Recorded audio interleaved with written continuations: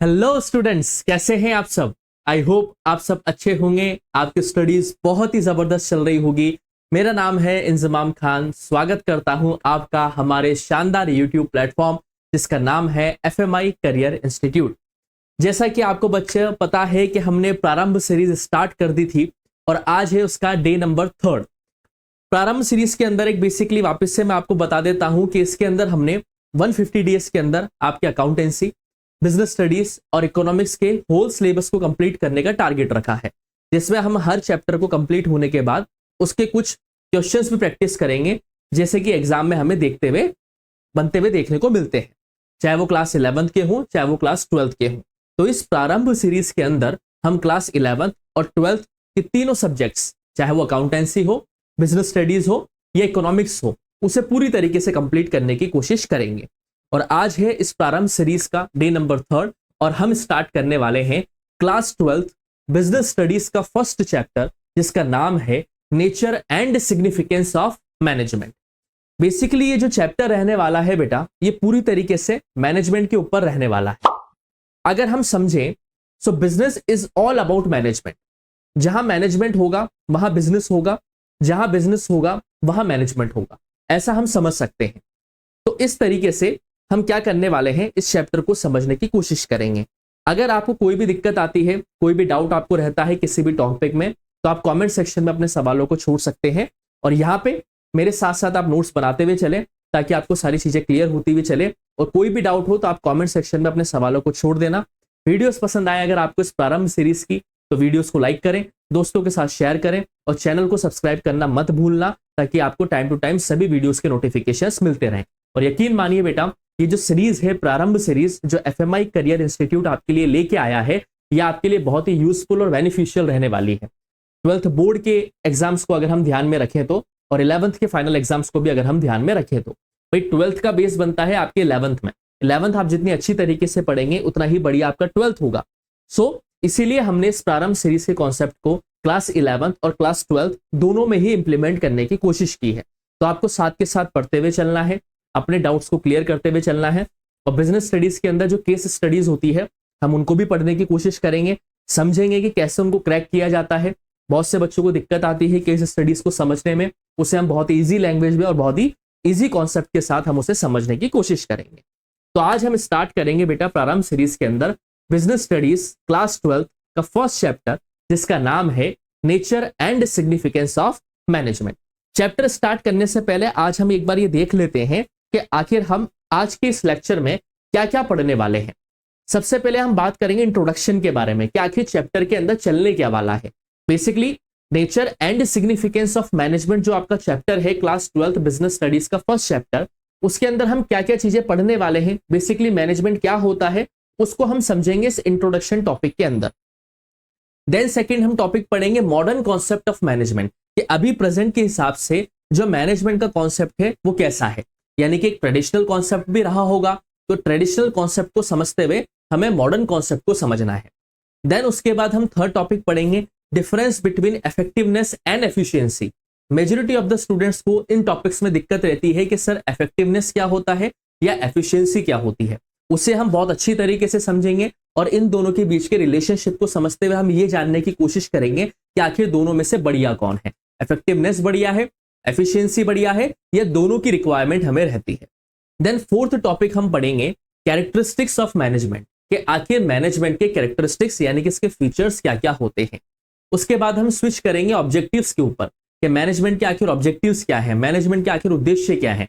बिना ऑब्जेक्टिव के मैनेजमेंट की रिक्वायरमेंट नहीं पड़ती है। अगर किसी इंडिविजुअल पर्सन के पास या किसी बिजनेस ओनर के पास अगर कोई ऑब्जेक्टिव नहीं है, कोई उद्देश्य नहीं है, तो मैनेजमेंट की रिक्वायरमेंट उसे नहीं होगी। और लास्ट टॉपिक जो हमारा आज के इस लेक्चर का रहने वाला है वो होगा इंपॉर्टेंस ऑफ मैनेजमेंट, कि आखिर इस मैनेजमेंट की एक बिजनेस को सक्सेसफुल बनाने में क्या इंपॉर्टेंस है, इसका क्या कंट्रीब्यूशन है, इसका क्या रोल है एक बिजनेस को सक्सेसफुल बनाने में। सो बेसिकली ये हमारे आज के इस लेक्चर का एक समराइज फॉर्म हो गया है, जिसमें हम इंट्रोडक्शन समझेंगे, मॉडर्न डेफिनेशन समझेंगे मैनेजमेंट की, इफेक्टिवनेस और एफिशिएंसी के बीच के डिफरेंस को समझते हुए इन दोनों के बीच का रिलेशनशिप हम समझने की कोशिश करेंगे। देन हम कैरेक्टरिस्टिक्स के ऊपर बातचीत करेंगे, ऑब्जेक्टिव्स क्या होते हैं मैनेजमेंट के, हम उसे समझने की कोशिश करेंगे। और देन हम आगे बात करेंगे इंपॉर्टेंस ऑफ मैनेजमेंट की, कि आखिर मैनेजमेंट के इंपॉर्टेंस क्या क्या होते हैं। सो हम स्टार्ट करते हैं बेटा बिना किसी देरी के इंट्रोडक्शन। इंट्रोडक्शन में अगर हम समझने की कोशिश करें बेटा कि आखिर इस चैप्टर में हम पढ़ने क्या वाले हैं, तो बेसिकली आप समझिए बेटा, एक छोटी क्लासेस में पढ़ने वाले स्टूडेंट का एग्जाम्पल हम लेते हैं। कोई भी क्लास का बच्चा उठा लो, 5th का ले लो या 6th का ले लो। वो सुबह सुबह स्कूल जाता है, स्कूल से आने के बाद स्कूल में खेलता है, कूदता है, पढ़ाई भी करता है, होमवर्क भी उससे मिलता है और वो थक भी काफी जाता है। देन वो घर आता है, घर आके लंच वगैरह करता है, फिर थोड़ा सा रेस्ट करता है। देन रेस्ट करने के बाद वो वापस से कोचिंग वगैरह चला जाता है। कोचिंग में जाता है तो वहां पे वापस से वो पढ़ाई करता है। देन फिर उसे कुछ होमवर्क दिया जाता है। देन फिर वो वापस से घर पे आता है। घर पे आने के बाद कुछ टाइम के लिए वो दोस्तों के साथ खेलेगा, टीवी वगैरह भी देखेगा, फिर खाना वगैरह खाएगा। देन फिर होमवर्क भी उसे करना है, पढ़ाई भी उसे करनी है, रात को टाइम से सोना भी है, क्योंकि अगले दिन सुबह वापस उठ के उसको स्कूल में जाना है। तो काफी हेक्टिक शेड्यूल हो जाता है एक छोटे बच्चे का। तो काम उसके पास बहुत सारे हैं करने के लिए, लेकिन देखा जाए तो उसके पास क्या है, टाइम नहीं है। अब यहां पे हम ये नहीं कह सकते कि उसके पास प्रॉपर टाइम नहीं है। यहां पे दिक्कत क्या आ रही है बेटा, कि टाइम तो उसके पास है, लेकिन कहीं ना कहीं उस एक इंडिविजुअल स्टूडेंट की लाइफ में मैनेजमेंट की हमें कमी देखने को मिलती है। कहीं ना कहीं उसने प्रॉपर तरीके से क्या है बेटा, चीजों को मैनेज नहीं कर रखा है। तो अब प्रॉब्लम क्या है भाई, मैनेजमेंट की कमी है। तो सॉल्यूशन क्या होगा, उसे मैनेजमेंट सीखना पड़ेगा। अगर वो मैनेजमेंट को सीखेगा तो वो हर एक चीज के लिए टाइम निकाल पाएगा, हर एक टास्क के लिए टाइम निकाल पाएगा, और हर उस टाइम के हिसाब से उस टास्क को वो 100% इफेक्टिवनेस और एफिशिएंसी के साथ परफॉर्म कर पाएगा। अब आप वापस से पूछेंगे सर ये इफेक्टिवनेस और एफिशिएंसी क्या होती है, तो देन ये मैं चीजें आपको आगे बताऊंगा कि आखिर ये चीजें होती क्या है। लेकिन याद रखिए बेटा, बिना मैनेजमेंट के या बिना प्रॉपर मैनेजमेंट के आप मल्टीपल टास्क को एक साथ नहीं कर सकते। अगर आपके पास मल्टीपल टास्क हैं, और जैसा कि आप सोच सकते हैं कि एक बिजनेस ओनर के पास या एक बिजनेस रन करने वाले के पास बहुत सारे टास्क होते हैं डेली बेसिस पे करने। उसे मीटिंग करना है, उसे सेल भी करनी है, उसे मार्केटिंग भी देखनी है, उसे ह्यूमन रिसोर्स को भी संभालना है, बहुत सारे उसके पास काम होते हैं। तो इतने सारे काम को एक ही दिन में परफॉर्म करने के लिए उसे एक मैनेजमेंट की रिक्वायरमेंट होती है, प्रॉपर मैनेजमेंट की रिक्वायरमेंट होती है। अगर प्रॉपर मैनेजमेंट वो नहीं करेगा तो कहीं ना कहीं वो इतने सारे मल्टीपल टास्क को क्या नहीं कर पाएगा बेटा, परफॉर्म नहीं कर पाएगा। तो सॉल्यूशन क्या है इस प्रॉब्लम का, सॉल्यूशन ये है कि आपको मैनेजमेंट सीखना पड़ेगा। मैनेजमेंट जितना बढ़िया आप सीख लेंगे, उस हिसाब से आप हर एक इंडिविजुअल टास्क को एक पर्टिकुलर टाइम ड्यूरेशन दे पाएंगे और उसको 100% इफेक्टिवनेस के साथ, एफिशिएंसी के साथ उस वर्क को आप परफॉर्म कर पाएंगे। सो इस बिहाफ पे हम ये कह सकते हैं कि business is all about management. हम क्या कह सकते हैं बेटा, नोट कीजिए मेरे साथ, business is all about management. ये बात ध्यान रखना बेटा, बिजनेस पूरा का पूरा टिका हुआ है बेटा किसके ऊपर, मैनेजमेंट के ऊपर। जितना बढ़िया एक कंपनी का मैनेजमेंट होगा उतना ही बढ़िया वो बिजनेस ग्रो करेगा। जितना ही बेकार किसी पर्टिकुलर कंपनी का मैनेजमेंट होगा उतना ही बेकार वो बिजनेस होगा। फॉर एग्जाम्पल, मैनेजमेंट अगर देखा जाए बेटा, एक छोटा सा मैं आपको हिंट देता हूं। कहीं पे मान के चलिए हम जैसे किसी एक पर्टिकुलर एरिया में हम पहुंचे, मान के चलिए किसी एक रेस्टोरेंट में हम पहुंचते हैं। अब रेस्टोरेंट के अंदर हम एंट्री मारने गए, एंट्री मारी हमने, हम टेबल पे बैठे, बहुत देर तक तो वेटर हमारे पास आया ही नहीं कि सर आप ऑर्डर क्या लेंगे। तो हम क्या फील करेंगे कि इतनी देर हो गई, बैठे हुए हैं, कोई वेटर आ ही नहीं रहा है ऑर्डर लेने के लिए। चलो बहुत देर बाद एक ऑर्डर लेने वेटर आ भी जाता है। वेटर ने ऑर्डर ले लिया, लेके वो चला गया।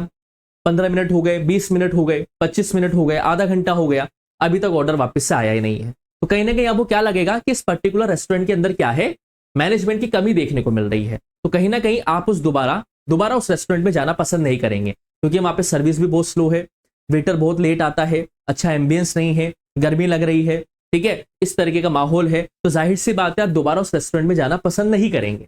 तो ये क्या दिखा रहा है, कहीं ना कहीं उस पर्टिकुलर रेस्टोरेंट के अंदर लैक ऑफ मैनेजमेंट है। वहीं पर ही अगर हम एक ऐसे रेस्टोरेंट में जाते हैं जहां पे गेट ओपन होते ही हमें अटेंड करने के लिए एक बंदा मिलता है, वो कहता है कि सर आप यहाँ बैठ सकते हैं या वहां बैठ सकते हैं।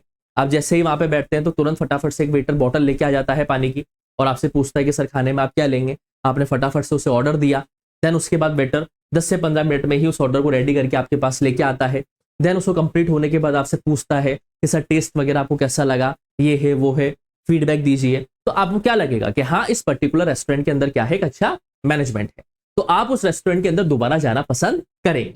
तो 2 रेस्टोरेंट्स के हमने एग्जांपल लिए, एक में था मैनेजमेंट की कमी, एक में था बहुत ही बढ़िया मैनेजमेंट। तो जिसमें मैनेजमेंट की कमी हमें देखने को मिली उसमें कस्टमर दोबारा जाना पसंद करेगा नहीं, और जिसके अंदर हमें अच्छा मैनेजमेंट देखने को मिला उसके अंदर हम दोबारा बार बार जाएंगे और लोग उससे भी बोलेंगे कि हाँ उस पर्टिकुलर रेस्टोरेंट का मैनेजमेंट बहुत ही अच्छा है, वहां पे आप जा सकते हैं, वहां का फूड का टेस्ट भी बहुत अच्छा है। सो business is all about management. जितना बढ़िया आपका मैनेजमेंट होगा, जितना बढ़िया आपका प्रबंधन होगा, उतना ही बढ़िया आपका बिजनेस होगा।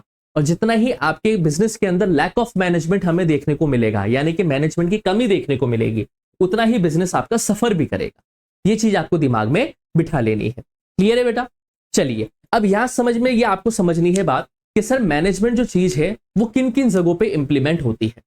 तो बेटा कोई सा भी ऑर्गेनाइजेशन हो, कैसा भी ऑर्गेनाइजेशन हो, चाहे वो बड़ा हो चाहे वो छोटा हो, यानी कि बिग ऑर्गेनाइजेशन हो या स्मॉल ऑर्गेनाइजेशन हो, प्रॉफिट कमाने के ऑब्जेक्टिव से सेटअप किया गया ऑर्गेनाइजेशन हो, या प्रॉफिट नहीं कमाने की वजह से, यानी कि कोई एनपीओ हो, नॉन प्रॉफिट ऑर्गेनाइजेशन हो, कोई मैन्युफैक्चरिंग सेक्टर हो या कोई सर्विस सेक्टर हो, हम ये कह सकते हैं कि हर एक जगह पर मैनेजमेंट की रिक्वायरमेंट हमें रहती है। ये बात ध्यान रखना। सो मैनेजमेंट हर जगह पे इंप्लीमेंट होता है, चाहे वो बिग ऑर्गेनाइजेशन हो या स्मॉल ऑर्गेनाइजेशन हो। ये बात आपको ध्यान रखनी पड़ेगी। चाहे वो प्रॉफिट अर्न करने के ऑब्जेक्टिव से रन करी जा रही हो या नॉन प्रॉफिट के ऑब्जेक्टिव से रन करी जा रही हो, वहां पे भी आपको मैनेजमेंट की रिक्वायरमेंट रहेगी। चाहे आप किसी गुड्स का प्रोडक्शन कर रहे हैं, यानी कि मैन्युफैक्चरिंग कर रहे हैं, या आप किसी तरीके की सर्विस प्रोवाइड करवा रहे हैं, हर जगह पे आपको क्या देखने को मिलेगा बेटा? मैनेजमेंट देखने को मिलेगा। सो इस मैनेजमेंट वर्ड को आप सिर्फ एक बिजनेस ऑर्गेनाइजेशन से लिंक ना करें। एज ए स्टूडेंट आपकी जिंदगी में भी मैनेजमेंट एक इंपॉर्टेंट रोल प्ले करता है। जो आप टाइम टेबल बनाते हैं, डेली मॉर्निंग में एक बच्चा जल्दी उठता है, एक्सरसाइज करता है, ठीक है, उसके बाद पढ़ने बैठ जाता है, पढ़ने बैठने के बाद हल्का फुल्का स्नैक्स लेता है, फिर स्कूल जाता है, स्कूल में पढ़ाई करता है, वापस आके होमवर्क निपटाता है, देन फिर कोचिंग जाता है, कोचिंग से पढ़ाई करके वापस से आके थोड़ा बहुत खेल के वापस से पढ़ने बैठ जाता है, देन फिर होमवर्क करता है और वापस से रात को खाना खा के सो जाता है। तो कहीं ना कहीं ये बच्चा क्या है? प्रॉपर्ली मैनेज्ड स्टूडेंट है। तो मैनेजमेंट एक इंडिविजुअल पर्सन के भी लाइफ में इंप्लीमेंट होता है। अगर आप पर्टिकुलर डेली बेसिस पर एक रूटीन फॉलो कर रहे हैं, जो आपने स्ट्रिक्टली फॉलो किया हुआ है, टाइम टेबल बना के आप काम कर रहे हैं, जो टाइम टेबल बना के आप उसे इंप्लीमेंट कर रहे हैं ना, वही तो मैनेजमेंट है। हाँ या ना? आप चीज को समझ पा रहे हैं या नहीं समझ पा रहे हैं? मैं वही कहना चाह रहा हूं आपसे कि एक इंडिविजुअल स्टूडेंट भी अपनी जिंदगी के अंदर मैनेजमेंट की, है ना, मैनेजमेंट को इस्तेमाल करता है। कहने का मतलब ये है, अगर हाँ उसका ऑब्जेक्टिव होना चाहिए। अगर किसी स्टूडेंट में कोई ऑब्जेक्टिव नहीं है तो जाहिर सी बात है उसे मैनेजमेंट की रिक्वायरमेंट नहीं पड़ेगी। जिसके पास ऑब्जेक्टिव होगा, जिसे कुछ अचीव करना है, जिसे कुछ हासिल करना है, जिसे अच्छी ग्रेड्स चाहिए, जिसे अच्छी परसेंटेज चाहिए, उसे ही मैनेजमेंट की रिक्वायरमेंट पड़ेगी। जिसके पास कोई ऑब्जेक्टिव नहीं है उसे मैनेजमेंट की नीड नहीं होगी। ये चीज आपको यहाँ पे समझनी पड़ेगी। तो ऑर्गेनाइजेशन कैसी भी हो, चाहे बड़ी ऑर्गेनाइजेशन हो चाहे छोटी ऑर्गेनाइजेशन हो, चाहे प्रॉफिट मेकिंग हो चाहे नॉन प्रॉफिट मेकिंग हो, चाहे आप किसी चीज की मैन्युफैक्चरिंग कर रहे हैं या आप किसी चीज की सर्विस प्रोवाइड करवा रहे हैं, बेटा हर एक ऑर्गेनाइजेशन के अंदर हर एक इंडिविजुअल को, हर एक बिजनेस ओनर को, हर एक कंपनी को मैनेजमेंट की रिक्वायरमेंट पड़ती ही पड़ती है। ये बात आपको दिमाग में रखनी है, क्योंकि बिजनेस आप परफॉर्म कर रहे हैं किसी न किसी ऑब्जेक्टिव को ध्यान में रखते हुए। और याद रखना, जब आपका ऑब्जेक्टिव होगा तो आपको मैनेजमेंट की रिक्वायरमेंट पड़ेगी ही पड़ेगी। लेकिन उस मैनेजमेंट को सही तरीके से इंप्लीमेंट करना ही एक अच्छे मैनेजर की निशानी होती है। अब उसको सही तरीके से कैसे इंप्लीमेंट करेंगे वो हम आगे के लेक्चर में क्या करेंगे बेटा? डिस्कस करेंगे। ये बात ध्यान रखना। और किसी भी ऑर्गेनाइजेशन के सक्सेस होने की प्रोबेबिलिटी या फेल होने की प्रोबेबिलिटी डिपेंड करती है बेटा कि उस कंपनी के अंदर या उस ऑर्गेनाइजेशन के अंदर मैनेजमेंट को कितना सही तरीके से इंप्लीमेंट किया जा रहा है। अगर आप जो आपने प्लानिंग करी है, जो आपने टास्क बनाए हैं, जो आपने ऑब्जेक्टिव्स डिसाइड किए हैं, अगर उन ऑब्जेक्टिव्स के अकॉर्डिंग आप प्रॉपर तरीके से मैनेजमेंट को इंप्लीमेंट कर पा रहे हैं अपने ऑर्गेनाइजेशन के अंदर, तो जाहिर सी बात है आपका बिजनेस सक्सेस देगा ही देगा। लेकिन अगर कहीं ना कहीं आपके ऑर्गेनाइजेशन के अंदर मैनेजमेंट की कमी हमें देखने को मिलती है, तो कहीं ना कहीं आपका बिजनेस फेल भी हो सकता है या उसके फेल होने की प्रोबेबिलिटी बहुत ही ज्यादा बढ़ जाएगी। अब इस मैनेजमेंट को सही तरीके से इंप्लीमेंट करने की जिम्मेदारी किसकी होती है? वो होती है मैनेजर्स की। मैनेजर्स की रिस्पॉन्सिबिलिटी होती है बेटा कि वो सीरीज ऑफ फंक्शंस को परफॉर्म करके क्या करें बेटा? फर्म के ऑब्जेक्टिव को अचीव करने के लिए क्या करें बेटा? ऐसे ऐसे रिसोर्सेस का इस्तेमाल करें ताकि वो क्या कर सके बेटा? मैनेजमेंट को सही तरीके से इंप्लीमेंट कर पाए। अब ये सीरीज ऑफ फंक्शंस क्या होते हैं वो हम समझेंगे जब हम मैनेजमेंट की डेफिनेशंस के बारे में बातचीत करेंगे। तो आई होप आपको इस चैप्टर का इंट्रोडक्शन समझ में आया होगा बेटा कि बिना मैनेजमेंट के कोई भी बिजनेस ऑर्गेनाइजेशन, चाहे वो बड़ी हो चाहे वो छोटी हो, चाहे वो प्रॉफिट हो चाहे वो नॉन प्रॉफिट ऑर्गेनाइजेशन हो, चाहे वो किसी गुड्स का प्रोडक्शन कर रही है चाहे वो किसी सर्विस का प्रोडक्शन कर रही है, ठीक है, एक सब्जी बेचने वाले से लेकर एक मैकडोनल्ड्स के अंदर जो बर्गर सेल कर रहे हैं, हर एक ऑर्गेनाइजेशन को मैनेजमेंट की रिक्वायरमेंट पड़ती ही पड़ती है। डिपेंड ये करता है कि वो मैनेजमेंट को इंप्लीमेंट कैसे कर रहे हैं। अगर आप सही तरीके से मैनेजमेंट को इंप्लीमेंट कर रहे हैं तो आपका बिजनेस सक्सेसफुल होगा ही होगा। लेकिन अगर कहीं ना कहीं मैनेजमेंट की कमी हमें देखने को मिलती है तो आपका बिजनेस कहीं ना कहीं फेल होने की उसकी प्रोबेबिलिटी बहुत ही ज्यादा बढ़ जाएगी। ये चीज आपको दिमाग में बिठा के रखनी है बेटा कि बिना ऑब्जेक्टिव के मैनेजमेंट किसी काम का नहीं है और business is all about management. यहां तक बताइए, यहां तक कोई डाउट हो तो बताइए बेटा आप लोग। ठीक है, तो ये था एक बेसिक सा इंट्रोडक्शन बेटा इस चैप्टर का, और सॉरी इस टॉपिक का, nature and significance of management का। अब हमें आगे देखना है बेटा मॉडर्न कॉन्सेप्ट ऑफ मैनेजमेंट। अब हमें समझना है कि आखिर मैनेजमेंट का मॉडर्न कॉन्सेप्ट क्या है। ओके, चलिए देखिए बेटा, यहां पे मैं एक डेफिनेशन लिखता हूं मैनेजमेंट की, फिर इसको हम समझेंगे। Management is a process. Management क्या है? एक प्रोसेस है। Management is a process of getting things done, of getting things done with the aim of achieving goals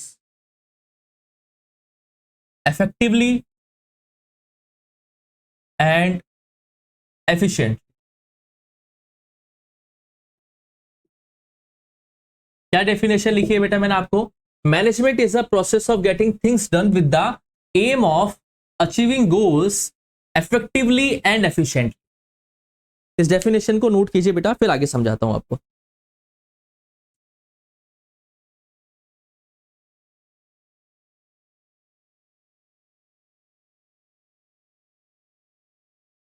देखिए, मैनेजमेंट की डेफिनेशन में मैंने क्या बताया बेटा कि मैनेजमेंट एक प्रोसेस है। अब इस प्रोसेस को अगर आप समझेंगे बेटा, इस प्रोसेस वर्ड का अगर मैं बातचीत करूं यहां पे, तो प्रोसेस के अंदर 5 चीजें आती है। ठीक है, अगर हम इस प्रोसेस वर्ड को समझे तो इसके अंदर 5 चीजें आती है, POSD और C। P stands for planning, ठीक। O stands for organising, S stands for staffing, D stands for directing and C stands for controlling.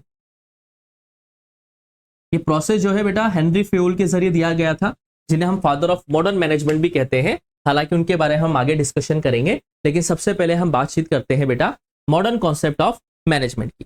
देखिए, मॉडर्न कॉन्सेप्ट ऑफ मैनेजमेंट में हम क्या बोल रहे हैं कि मैनेजमेंट एक प्रोसेस है। प्रोसेस का मतलब क्या होता है? यानी कि सही तरीके से मैनेजमेंट को इंप्लीमेंट करने के लिए मैनेजर्स को एक पर्टिकुलर सीरीज ऑफ फंक्शंस को सही तरीके से इंप्लीमेंट करना पड़ता है। प्रोसेस का मतलब क्या है? एक प्रक्रिया है। प्रक्रिया का मतलब क्या है? यानी कि कुछ पर्टिकुलर फंक्शंस को मैनेजर के जरिए सही तरीके से इंप्लीमेंट किया जाना ही मैनेजमेंट कहलाता है। मैनेजमेंट को प्रोसेस क्या बनाता है? यानी कि मैनेजर जब एक पर्टिकुलर सीरीज ऑफ फंक्शंस को इंप्लीमेंट करता है तब जाके हम मैनेजमेंट को क्या कहते हैं बेटा? एक प्रोसेस कहते हैं। तो यही वो सीरीज ऑफ फंक्शंस है। These are the functions of management, planning, organising, staffing, directing and controlling, these are the functions of management. और यहां पे मैं एक आपको स्टार मार्क करके लिख देता हूं बेटा कि ये जो फंक्शंस ऑफ मैनेजमेंट है 5 के 5, ये हमेशा सीक्वेंस में चलेंगे। किसमें चलेंगे बेटा? सीक्वेंस में। हालांकि जब आगे हम पढ़ेंगे तो इन फंक्शंस के ऊपर पूरे चैप्टर्स बने हुए हैं। प्लानिंग नाम से एक चैप्टर हम बिजनेस के अंदर पढ़ेंगे, ऑर्गेनाइजिंग का भी, स्टाफिंग का भी, डायरेक्टिंग का भी और कंट्रोलिंग का भी, उन्हें हम डिटेल्स में पढ़ेंगे। तो मैनेजमेंट क्या है बेटा? मैनेजमेंट एक प्रोसेस है। प्रोसेस का मतलब क्या है? जिसमें मैनेजर एक सीरीज ऑफ फंक्शंस को परफॉर्म करता है। और वो सीरीज ऑफ फंक्शंस क्या है? These are the 5 functions of management, planning, organising, staffing, directing और कंट्रोलिंग। और ये जो फंक्शन है बेटा, ये हमेशा सीक्वेंस में परफॉर्म होंगे। सबसे पहले प्लानिंग आएगा, then organising, then staffing, then directing, then controlling. इस सीक्वेंस को कभी ब्रेक नहीं किया जा सकता। क्यों नहीं किया जा सकता? ये फर्दर लेक्चर्स में मैं आपको आगे बताऊंगा। हर एक चीज का डाउट आपको क्लियर मिलेगा यहां से, ये चीज ध्यान रखना। लेकिन अभी के लिए आप इतना जानिए कि ये जो फंक्शंस है मैनेजमेंट के, जो मैनेजमेंट को एक प्रोसेस बनाते हैं, ये सारे के सारे फंक्शंस सीक्वेंस में परफॉर्म किए जाएंगे। सबसे पहले प्लानिंग होगा, देन ऑर्गेनाइजिंग होगी, देन स्टाफिंग होगी, देन डायरेक्टिंग होगी और देन कंट्रोलिंग होगा। अच्छा सर, ये होते क्या है? सारी चीजें बताऊंगा बेटा। हर एक चीज का टाइम होता है, जैसे जैसे इस चैप्टर में हम आगे बढ़ेंगे हम हर एक कॉन्सेप्ट को बहुत अच्छी तरीके से समझते हुए चलेंगे। अभी हमारा फोकस डेफिनेशन पे है कि मैनेजमेंट क्या है। मैनेजमेंट एक प्रोसेस है। प्रोसेस का मतलब क्या होता है, जहां पे सीरीज ऑफ फंक्शंस को, यानी कि काफी सारे फंक्शंस परफॉर्म किए जाते हैं मैनेजर के जरिए, उसे हम प्रोसेस कहते हैं। तो यहां पे कौन से फंक्शंस परफॉर्म किए जाएंगे मैनेजर के जरिए? So these are the functions of management. ये 5 फंक्शन है जो मैनेजमेंट के, जो एक मैनेजर के जरिए परफॉर्म किए जाते हैं, तब जाके आप मैनेजमेंट को क्या कहते हैं बेटा? प्रोसेस कहते हैं। अब इस प्रोसेस को फॉलो करके हम क्यों फॉलो कर रहे हैं? हम इसलिए फॉलो कर रहे हैं ताकि हम क्या कर पाए? अपने गोल्स को अचीव कर पाए। अब जाहिर सी बात है, हम बिजनेस स्टडीज पढ़ रहे हैं, तो बिजनेस स्टडीज के अंदर हमारे गोल्स भी बिजनेस ऑर्गेनाइजेशन के होंगे। तो मैनेजमेंट एक प्रोसेस होता है। उस प्रोसेस को इसलिए किया जाता है ताकि हर एक बिजनेस ऑर्गेनाइजेशन अपने गोल्स को क्या कर सके? अचीव कर सके। कैसे? Effectively and efficiently. Effectively and efficiently का मतलब क्या होता है, यह आपको बहुत अच्छी तरीके से यहां पे समझने की कोशिश करनी पड़ेगी बेटा, कि ये इफेक्टिवली और एफिशिएंसी होता क्या है। सबसे पहले आप इस डेफिनेशन को समझिए। अगर आपसे कोई पूछता है कि what is the definition of management, so management is a process of getting things done with the aim of achieving goals effectively and efficiently. अच्छा बेटा, काफी सारे ऑथर्स ने अलग अलग मैनेजमेंट की डेफिनेशन दी है। जब इस चैप्टर की मैं पीडीएफ आपको प्रोवाइड करवाऊंगा तो उस पीडीएफ के अंदर हमने उन अलग अलग ऑथर्स की डेफिनेशंस भी डाल रखी है, तो आप वहां से भी उनको पढ़ सकते हैं। हालांकि कोई उनका इतना सिग्निफिकेंस नहीं है, लेकिन हाँ, कभी कभी वो पूछ ली जाती है कि इस पर्टिकुलर ऑथर ने मैनेजमेंट की क्या डेफिनेशन बताई है, तो उसके बारे में हम फर्दर आगे लेक्चर्स में डिस्कशन कर लेंगे। लेकिन मेजर जो डेफिनेशन है मैनेजमेंट की वो क्या है? Management is a process of getting things done with the aim of achieving goals. Management एक प्रोसेस है। प्रोसेस का मतलब जिसमें सीरीज ऑफ फंक्शंस को परफॉर्म किया जाता है। प्रोसेस का मतलब क्या है? जिसमें सीरीज ऑफ फंक्शंस को क्या किया जाता है बेटा? परफॉर्म किया जाता है गोल्स को अचीव करने के लिए इफेक्टिवली एंड एफिशिएंटली। अभी इफेक्टिवली और एफिशिएंटली के ऊपर आपको फोकस करना है कि ये इफेक्टिवली और एफिशिएंटली होता क्या है, और यही हमारा नेक्स्ट टॉपिक रहने वाला है बेटा। कौन सा? Difference between effectiveness and efficiency. पहले ये बताइए बेटा कि आपको मैनेजमेंट की डेफिनेशन अच्छी तरीके से समझ में आई क्या? मैनेजमेंट एक प्रोसेस है जो इसलिए किया जाता है ताकि हम अपनी कंपनी के गोल्स को अचीव कर सकें इफेक्टिवली एंड एफिशिएंटली। बताइए बेटा, यहां तक क्लियर है? ठीक है। अब हम डिफरेंस पढ़ेंगे बेटा इफेक्टिवनेस और एफिशिएंसी के बीच में, कि आखिर ये इफेक्टिवनेस और एफिशिएंसी है क्या। इन दोनों के बीच में आपको बहुत अच्छी तरीके से फोकस करना है। ठीक है बेटा, कोई भी डाउट आए तो कमेंट सेक्शन में सवालों को छोड़ देना, वहां पे मैं जवाब आपको दे दूंगा। ठीक है, चलिए अब देखिए टॉपिक क्या है हमारा बेटा? Difference between effectiveness and efficiency. ठीक है, चलिए यहां पे लिखते हैं हम इफेक्टिवनेस, और यहां हम लिखते हैं बेटा एफिशिएंसी।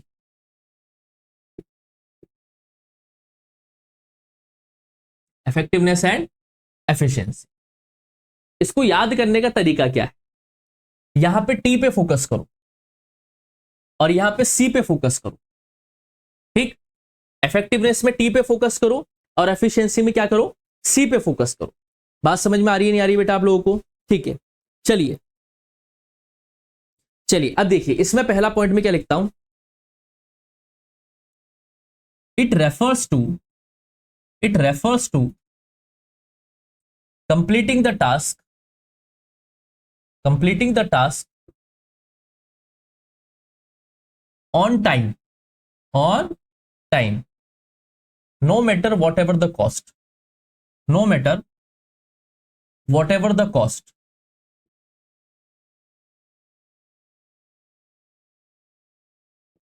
नोट कीजिए बेटा इसको, फिर समझाता हूं आप लोगों को।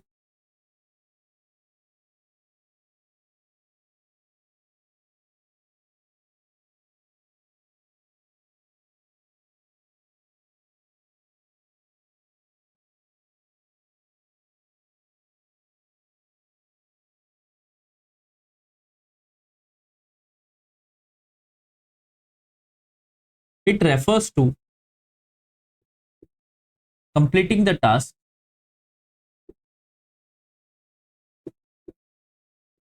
विद मिनिमम कॉस्ट,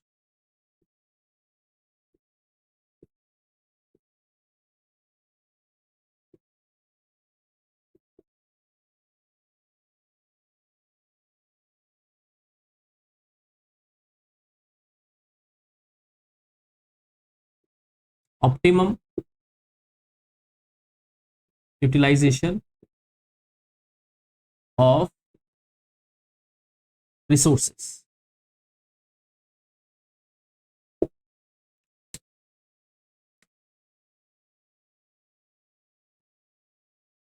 चलिए अब इन दोनों को हम समझते हैं, इसी में आपको इफेक्टिवनेस और एफिशिएंसी के बीच का डिफरेंस अच्छी तरीके से समझ में आ जाएगा। ठीक है, देखिए इफेक्टिवनेस और एफिशिएंसी क्या होती है। इफेक्टिवनेस में हम टाइम पे फोकस करते हैं और एफिशिएंसी में हम कॉस्ट पे फोकस करते हैं। क्या है सर ये, इसको समझिए बेटा। फॉर एग्जाम्पल आपको स्कूल में सर या मैम ने टास्क दिया कि एक पर्टिकुलर प्रोजेक्ट आपको फ्राइडे तक कंप्लीट करके देना है, टाइम दे दिया है कि फ्राइडे तक कंप्लीट करके देना है। ठीक है, अब आपने जी जान लगा के कॉस्ट को ध्यान में ना रखा, आपने कॉस्ट के पैसे की परवाह नहीं करी, आपने जी जान लगाया और उस प्रोजेक्ट को पूरी तरीके से फ्राइडे को कंप्लीट करके दे दिया। आपने उसमें पैसे पे ध्यान नहीं लगाया, कॉस्टिंग को आपने मिनिमम रखने पे फोकस नहीं किया। पैसा कितना भी खर्च हो जाए लेकिन प्रोजेक्ट कब तक कंप्लीट हो जाना चाहिए, फ्राइडे तक कंप्लीट हो जाना चाहिए। तो आपने उस पर्टिकुलर प्रोजेक्ट को जो आपके स्कूल में सर या मैम के जरिए दिया गया था, आपने उसको पर्टिकुलर फ्राइडे को कंप्लीट करके सबमिट करवा दिया। यानी कि जो आपको टास्क गिवन दिया गया था वो आपने प्रॉपर टाइम पे कंप्लीट किया। जो आपको टास्क गिवन था स्कूल की तरफ से वो आपने प्रॉपर टाइम पे कंप्लीट करके दिया। So you are the effective student. अगर आपको दिया गया टास्क, चाहे वो स्कूल में दिया गया हो या किसी बिजनेस ऑर्गेनाइजेशन के अंदर एक मैनेजर ने अपने सबऑर्डिनेट्स को दिया हो, अगर उन सबऑर्डिनेट्स ने वो एक पर्टिकुलर टास्क ऑन टाइम पे पूरा कर दिया, कॉस्ट को इग्नोर करते हुए, कॉस्ट पे ध्यान नहीं दिया, चाहे पैसा ज्यादा खर्च हो जाए, लेकिन अगर उस पर्टिकुलर टास्क को आपने प्रॉपर टाइम पे कंप्लीट कर दिया, so you are the effective person. आप क्या कहलाएंगे, इफेक्टिव पर्सन कहलाएंगे। लेकिन यहां पे कॉस्ट को इग्नोर किया जा रहा है।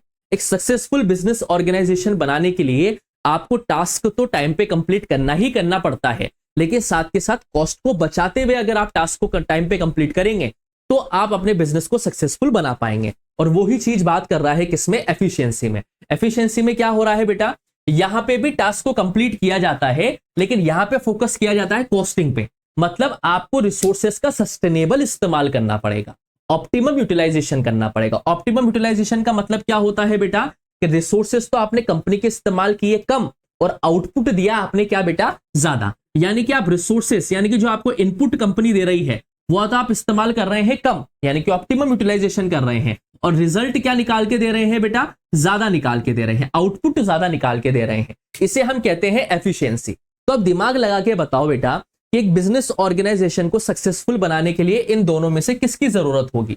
तो जाहिर सी बात है किसी एक से काम नहीं चलेगा। हमें टास्क को टाइम पे कंप्लीट भी करना है और टाइम पे कंप्लीट करने के साथ साथ हमें रिसोर्सेस का ऑप्टिमम यूटिलाइजेशन भी करना है। यानी कि रिसोर्सेस कम इस्तेमाल करें और उससे आउटपुट क्या करें बेटा, ज्यादा निकाल के लेके आए। जब ये दोनों चीजें हम साथ में लेके चलेंगे तब जाके हम एक बिजनेस ऑर्गेनाइजेशन को सक्सेसफुल बना पाएंगे। तो अगर आपसे पूछा जाए कि एक बिजनेस ऑर्गेनाइजेशन के अंदर इफेक्टिवनेस और एफिशिएंसी में कौन सा ज्यादा बढ़िया है, तो याद रखना दोनों की ही हमें रिक्वायरमेंट रहती है, क्योंकि हमें टास्क को टाइम पे भी कंप्लीट करना है और टाइम पे कंप्लीट करने के साथ साथ हमें उसकी कॉस्ट भी मिनिमम रखनी है। यानी कि जो कंपनी ने हमें रिसोर्सेस दिए हैं हमें वो रिसोर्सेस वेस्ट नहीं करने हैं, हमें ऑप्टिमम यूटिलाइजेशन करना है। ऑप्टिमम यूटिलाइजेशन का मतलब क्या होता है, कम रिसोर्सेस इस्तेमाल करके ज्यादा आउटपुट निकाल के लेके आना। उसे हम क्या कहते हैं बेटा, एफिशिएंसी कहते हैं। तो अगर आप कम रिसोर्सेस पे ज्यादा आउटपुट दे रहे हैं so you are the efficient person, और अगर आप गिवन टास्क को टाइम पे कंप्लीट कर रहे हैं so you are the effective person. और एक बिजनेस ऑर्गेनाइजेशन को सक्सेसफुल बनाने के लिए इन दोनों की रिक्वायरमेंट होती है। यानी कि आपको टास्क को टाइम पे भी कंप्लीट करना है, साथ के साथ आपको कॉस्ट को मिनिमम रखते हुए, यानी कि रिसोर्सेस का ऑप्टिमम यूटिलाइजेशन करते हुए, या फिर हम कह सकते हैं रिसोर्सेस का सस्टेनेबल यूज करते हुए हमें इनपुट कम इस्तेमाल करना है और आउटपुट ज्यादा इस्तेमाल करना है। सो इन दोनों के बीच में रिलेशनशिप क्या रहेगा बेटा, दोनों के बीच में रिलेशनशिप ये रहेगा कि किसी भी बिजनेस को या किसी भी मैनेजमेंट को सक्सेसफुल बनाने के लिए इफेक्टिवनेस और एफिशिएंसी दोनों की ही रिक्वायरमेंट होती है। हम इसे ये कह सकते हैं कि ये एक ही सिक्के के दो पहलू हैं। जैसे एक सिक्के में एक तरफ हेड और एक तरफ टेल होता है, वैसे ही एक ही सिक्के में एक तरफ इफेक्टिवनेस है और एफिशिएंसी है। तो दोनों की ही हमें क्या रहती है बेटा, रिक्वायरमेंट रहती है। दोनों एक दूसरे के बिना क्या है, ये अधूरे हैं। तो याद रखना हमें बिजनेस के अंदर टास्क को टाइम पे भी कंप्लीट करना है, साथ के साथ कॉस्ट को भी क्या रखना है बेटा, मिनिमम रखना है। जब हम इफेक्टिवनेस रहते हुए और एफिशिएंट रहते हुए किसी टास्क को परफॉर्म करते हैं तो जाहिर सी बात है उससे बिजनेस के अंदर ग्रोथ होने की चांसेस बहुत ज्यादा बढ़ जाती है। तो ये बात ध्यान रखना बेटा, इसमें हम कॉस्ट पे फोकस कर रहे हैं क्योंकि यहाँ पे सी आ रहा है, और यहाँ पे हम टाइम पे फोकस कर रहे हैं क्योंकि यहाँ पे क्या आ रहा है, टी आ रहा है। और दोनों में से बढ़िया कौन है, तो दोनों ही की रिक्वायरमेंट बराबर है। एक ही सिक्के के दो पहलू हैं, ठीक है, एक सिंगल कॉइन के दो साइड्स होते हैं। ये चीज आपको अच्छी तरीके से ध्यान रखनी है बेटा। तो इफेक्टिव रहते हुए यानी कि टाइम पे टास्क को कंप्लीट करना है, साथ के साथ एफिशिएंट रहते हुए यानी कि मिनिमम कॉस्ट के साथ हमें टास्क को कंप्लीट करना है। जब ये दोनों चीजें आपको बिजनेस ऑर्गेनाइजेशन के अंदर देखने को मिलेगी, तब जाके हम कह सकते हैं कि हमने एक सक्सेसफुल मैनेजमेंट को इंप्लीमेंट किया है। क्लियर है बेटा? यहां तक याद रह जाएगा बेटा आपको? अरे जैसे वो एग्जांपल ले लो ना बेटा, गन्ने का जूस सभी ने पिया होगा। वो गन्ने का जूस पीते हैं तो वो एक गन्ने को डालते हैं, फिर वापस उसे फोल्ड करके फिर दोबारा मशीन में डालते हैं, फिर वापस उसे फोल्ड करके फिर दोबारा मशीन में डालते हैं, तो एक एक बूंद निचोड़ लेते हैं वो शुगर केन की। वो क्या है, एफिशिएंसी है।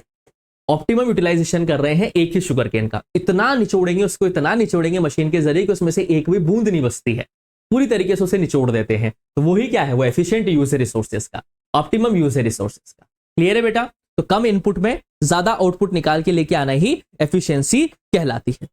बताइए बेटा, यहां तक याद रह जाएगा बेटा आपको? यहां तक कोई डाउट हो तो बताइए।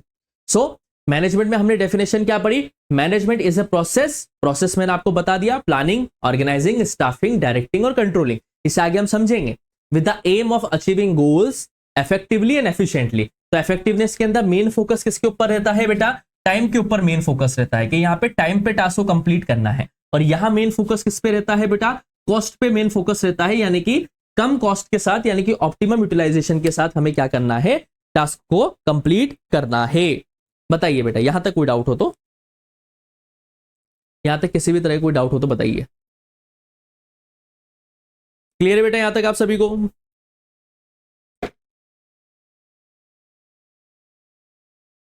आई होप आपको यहां तक सारी की सारी चीजें समझ में आई होगी।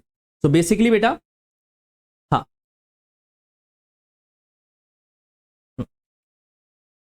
यहां तक क्लियर है बेटा? चलिए, तो इसके आगे के जो टॉपिक्स हैं बेटा, वो हम क्या करेंगे, नेक्स्ट लेक्चर में डिस्कस करने की कोशिश करेंगे। अभी तक आपको जितना भी मैंने पढ़ाया है, अगर इसमें आपको कोई डाउट रहता है बेटा, तो आप कमेंट सेक्शन में अपने सवालों को छोड़ सकते हैं।